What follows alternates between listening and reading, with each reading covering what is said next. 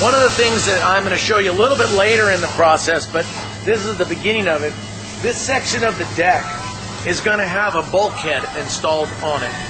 And one of the big problems with boats out there in the field is this deck is a heavy piece of equipment. And as the boat bounces down the water, that deck wants to flex, constantly wants to flex in.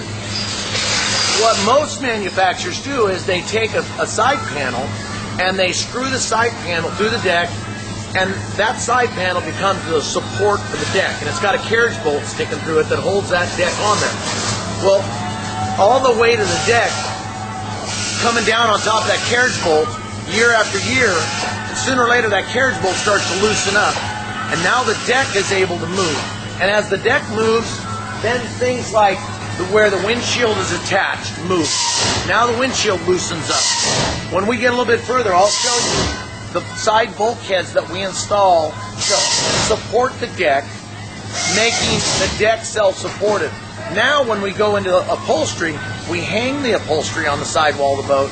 The upholstery has nothing to do with the structure of the boat.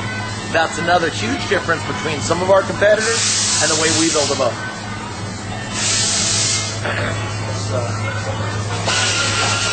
Some of the other things that we do here, we back up all the sidewalls of the boat with wood. Again, non-rotting. Every piece of wood in a Sanger boat is non-rotting.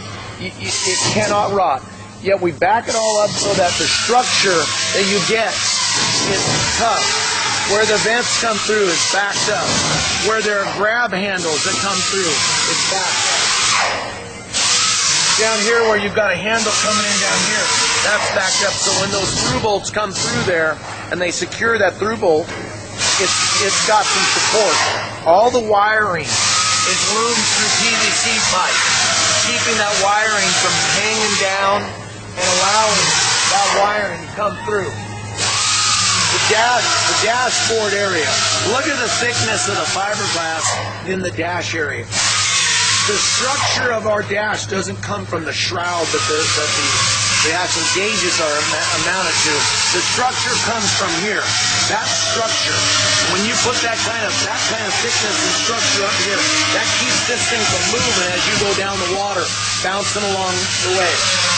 Again, that floor mat that we talked about in every surface of the front end of the boat is important for strength and for lightweight in the front of the boat. You don't want the front end of the boat to be a heavy section because it will then want to dive down when you're going slow through rough water.